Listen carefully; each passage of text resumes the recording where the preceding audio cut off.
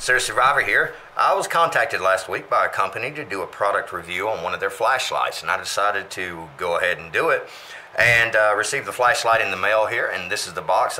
Haven't opened it up, haven't tried it out yet. I decided I would try it for the first time on, in the video here.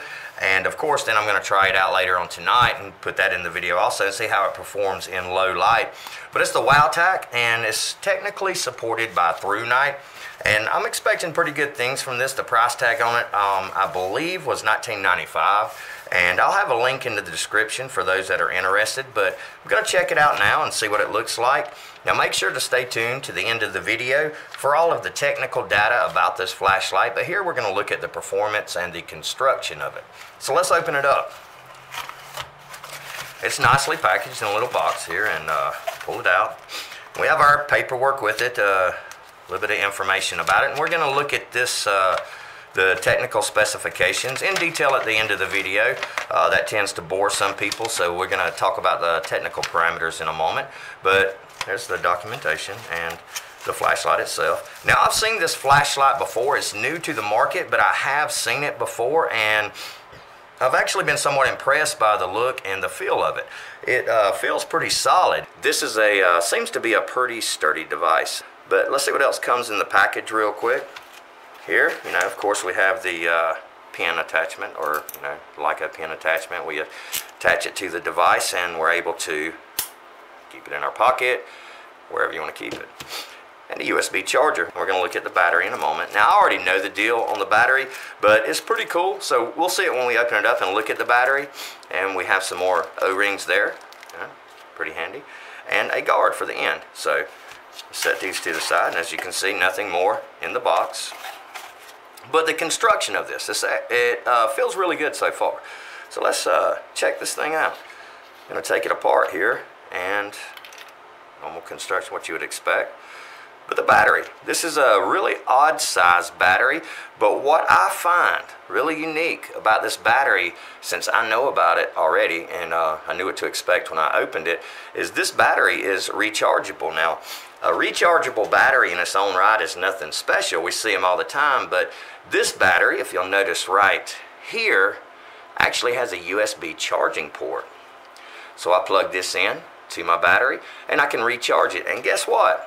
I can actually charge other devices or run other devices off of this if I need to. Tonight I'm going to see what kind of performance we get out of this light when it's fully charged. I'm going to charge it. It already has a charge on it, I believe, and we're going to test that out in a second. But I'm going to make sure it has a full charge, and I'm going to see what type of performance I get tonight. I'm going to leave the flashlight on until it runs dead, and I'll know exactly how long we could expect from the battery life for it. And then I will recharge the flashlight and tell you exactly how long it takes to charge it using the standard USB cable. So we'll see how long it takes to fully charge it and how long it takes to run it down. But let's see what it looks like right now in the daylight. And here we go. Alright, I don't know how that's going to look to you. Different stages of brightness, as we can see. You have your SOS. Flashing SOS pattern, which for a lot of people that's going to be great. If you don't know Morse code, then that definitely will come in handy.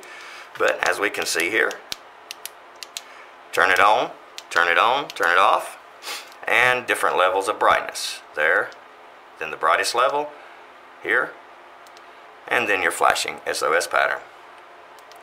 So as you can see, the filter that's on it is showing me a red light, a red type of light, as we can see here.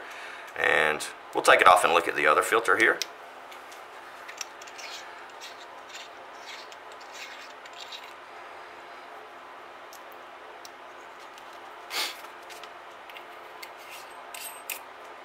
And here we go, just straight white light, and there we go. There we go, that's pretty bright. We're really going to see that at night. There's the low light, a couple of mid-range settings, and then your brightest setting. That's definitely bright. And there's your SOS pattern. So several different settings. So stay tuned. We're going to do a nighttime test. We're going to see what kind of performance this is truly going to give us, because that's the real question. It's not just how good does it feel, how strong is it, because this seems to be, it seems to, and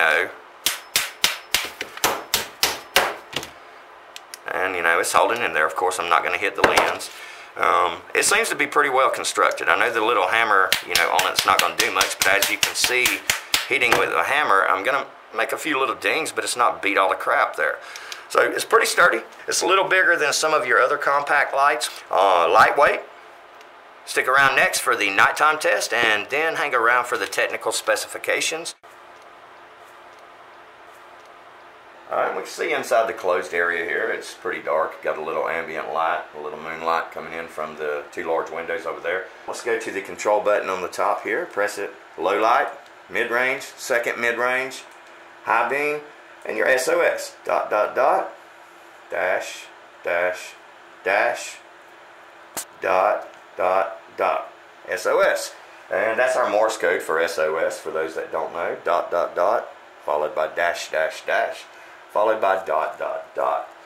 Alright, so now let's look at adding the filter back on it. Now, I'm going to put the filter on it. I just dropped it, but it does not seem to have damaged it any. So it did hold up to one fall there. Putting the filter on it, let's see what kind of changes we get. Now, this gives you a tactical advantage. What I like about this filter is, notice how I can still see out of the windows. If you look at the windows there, with this, I don't know if the camera will pick it up, but with the human eye, I can still see outside. Because it's still brighter outside than it is in here with this low light, you know, filter that's on here. And this red light is really good at illuminating the area for a very short distance. And what I mean is, I can see the area in front of me, but this light, due to the wavelength of red light, is not as visible from longer distances. So people from a longer distance away are not going to notice me here as predominantly or as quickly as they would if I were using the white light. So let's check out the different settings that we have with the filter on. It'll be the same settings, but different intensities. Let's start it over. Alright, here's the low light with the filter. Here is the second mid-range, or first mid-range I should say.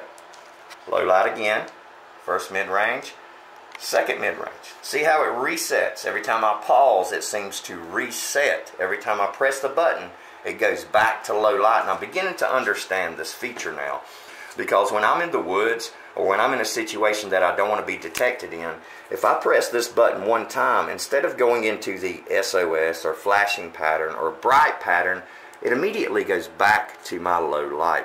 So I'm beginning to realize this is a safety feature, and now that I'm used to the flashlight, it's actually a feature that I like a lot. So here we are in the highest filtered setting, and we're going to see, and this actually puts off a good bit of red light here, which will illuminate this room, but will also give me the tactical advantage of, even though this is bright, it'll be more noticeable, but it's not quite as noticeable as the white light from miles away, as you know, we know white light is. And here we see, and the SOS, let's go to the SOS. There we go. Dot, or dash, dot, dot, dot. Dot, dot, dot, that's a S. Dash, dash, dash is an O, and dot, dot, dot is an S. So that's our SOS. That's our SOS. And overall, the light looks pretty good. So let's walk outside here, and we're going to try the light with and without the filter outdoors. Now keep in mind that outdoors that we're fixing to go look at, it's outside of my house, and I am inside the city limits. So there will be some ambient light. But I still want to see how well this will do, even in a low light setting as we're about to enter outdoors. So if you'll follow me. Okay, as we see here, you can just follow the light and see what you see. And first, we're going to just look over here at my truck. As you can see on the low light setting, I'm not getting much detection. You can see it reflecting off of a street line way up there. I don't know if that's noticeable on the camera. But as I point it back here at my building, you can see the illumination on my building. And if I come on back down this way, so come on back here, and let's look at my building from the outside. Can't really see much. So let's change some of the settings and see what we get. And the filter highlight gives me a little bit better viewing here. And I can even see inside. Back to the, this is the second mid-range. And resetting to the highest level. And the highest level is actually pretty intense for a red light. As we see, it does illuminate everything up through there. But as you can see, or as you can't see on the camera, here with my human eye, I can actually see pretty well with this, but I'm not sure if the camera's going to show it, and that's one of the benefits to this. It doesn't show good at long distances, so it's going to make it where I'm not as easily detected. So let's try some of the highlight settings here. I got my basketball goal and punching bag there, so I'm going to take the filter off. And with the filter off, I'm taking it back down to low light.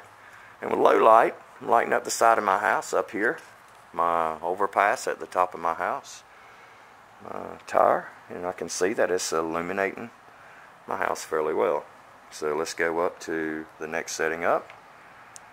There we go, there's the mid-range, and we can see a lot more illumination now. A lot more illumination. There's the third level and the highest level. So let's walk around the corner here and see what the highest level will give us. It illuminates the entire area, as you can see. There's nothing, I mean, I've got complete visibility for the path in front of me, but it's also, there's complete detectability. People will notice me from a long ways away.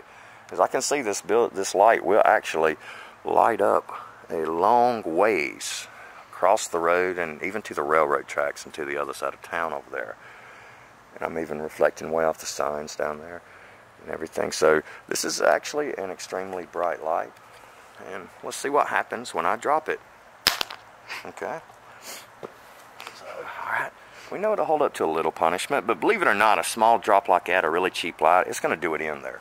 But it's already took me hitting it with a hammer a few times and dropping it a few times, dropping the lens, things such as that, and it's seems to be pretty sturdy for now. There's my son's old beater right there, basketball goal. But as we can see, it illuminates fairly well. Looking back across here through the carport, the house, punching bag, my old truck.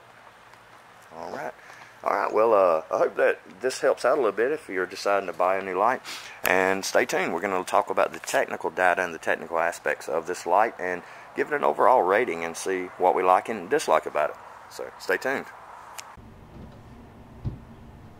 For the technical aspects of the light, it features an LED, a CREE XP-L V6 LED with a lifespan of approximately 20 plus years, and it runs on the WOWTAc lithium-ion 18650 battery.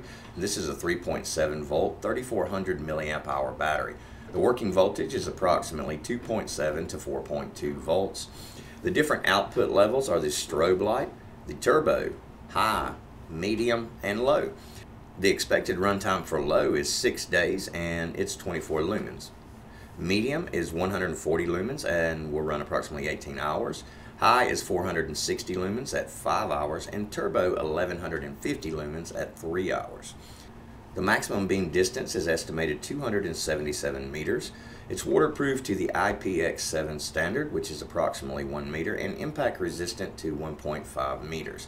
The dimensions are approximately 25.4 millimeters in diameter and 140 millimeters in length. The weight is 89 grams excluding the battery, putting it almost 100 grams with the battery. Accessories that it comes with are a USB rechargeable lithium-ion battery, 1 USB cable, 2 spare O-rings, a pocket clip, red lens cover, and a strike bezel. The operation details: to turn it on or off, you press the tail switch. To change the mode, when the light is on, click the side switch within 2 seconds to cycle through the low, medium, high, turbo, and SOS features. The mode will automatically set to low if the clicking is over 2 seconds between presses. The light will turn on the last mode access except for the SOS, hidden turbo, and strobe mode. The low voltage indicator, the light will blink twice if the battery is low. And this is called the WOWTAc A1S BSS TAC or TAC V2 LED flashlight. I've seen them range from $19.95 up to $50 in price. You get what you pay for when it comes to devices such as this. It seems to be pretty impact resistant.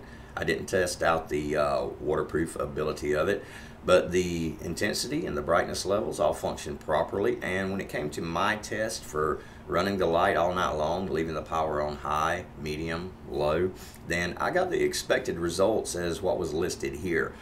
On the low mode, it's expected to run for 6 days. Now, of course, I did not perform that to the full as 6 days. But if I take it to the highest level, the turbo mode, it's expected of 3 hours there, and I actually got a little over 4.5 hours from this. And it only took me approximately 2 hours to recharge the battery, and that is an approximation using a computer USB port. Well, I hope the video was informative, and check out the description below for the links to the product if you're interested. And the Serious Survivor channel does not make any money off this product, just to let you know. Hope you enjoyed the video. Thanks a lot for watching. For now, Serious Survivor, out.